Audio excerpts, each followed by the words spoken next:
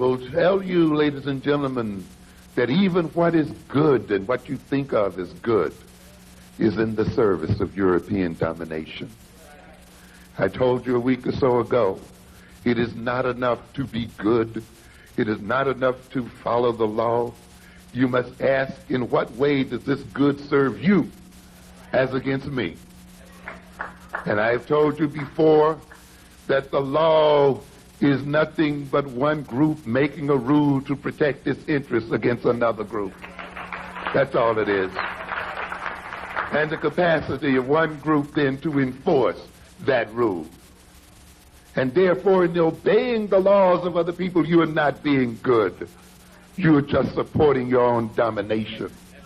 That's all it is.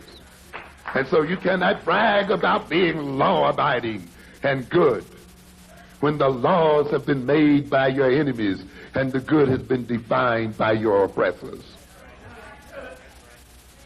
But what did I say? We have to be backwards in this world, don't we?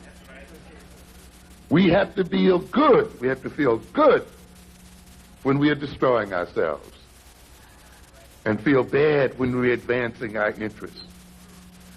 And in our good feeling and following the law, and in our believing that we are operating in a free market system, we have created a nightmare for our youth.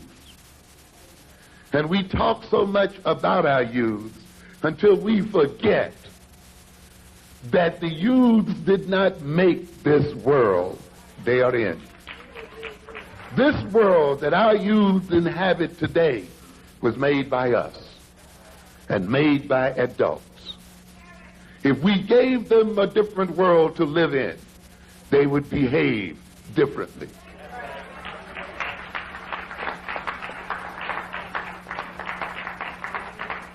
But when you make jobs for Koreans and make jobs for every other ethnic group but your own, when you let other ethnic groups ship out all of your wealth, when you let the only growth industry in your community become the selling of crack, then you will be killed by your youth. And you'll be terrorized by your youth. These youth are not crazy. These youth are not unusual.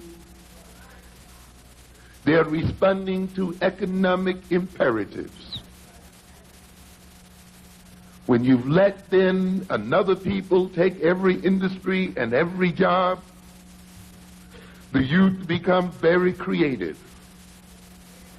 And they decide then that they're going to figure out a way to get funds within the community. When you let them be fed these ideas of what it means to be a man or a woman, is as defining themselves in terms of what they wear, buying the most expensive junk and garbage produced by other people. And when you then promote this kind of value system and this kind of behavior system, and yet you will not produce for those appetites and those desires, then they will turn around upon you and eat you alive. It is not unusual. Men have always struggled over scarce resources. And resources have been made scarce in our community. And the only pot of gold has been the selling of drugs. And when you have a gold mine, men will go to war over it. Yes, it's not a mystery. And when they go to war over it, they will shoot and kill, and they will destroy bystanders. Nothing unusual about that. Look at the millions and millions of people who were destroyed. Look at the millions of bystanders who were destroyed as the Europeans struggled over gold, when they struggled over markets, and people who got caught in the crossfires.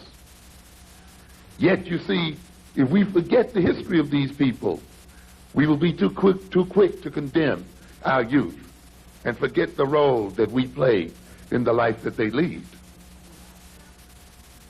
Speaking of law, United States law is one of the greatest sources of violence in the black community today. Yes. There are some people who think that drive-by shootings were invented by black youngsters in the 80s. Yes. They think an interest in automatic weaponry was invented by black youngsters in the 80s and 90s. But as I've told you before, you sit up in front of your TV year after year after year, and you watched The Untouchables. And you saw drive-by shootings, Valentine's Day massacre. Have you ever heard of the Tommy gun? Then how can we say that the black youth are the first ones to exhibit an interest in automatic weaponry when these people shot innocent bystanders and themselves with this weaponry? And what was the major reason? Because of the configuration of the United States law and its prohibition on a drug called alcohol, which enhanced then the value of that drug and created an industry called smuggling and made it then worth fighting for. And people fought for it using the latest in weapons technology. The U.S. law, ladies and gentlemen, the law itself.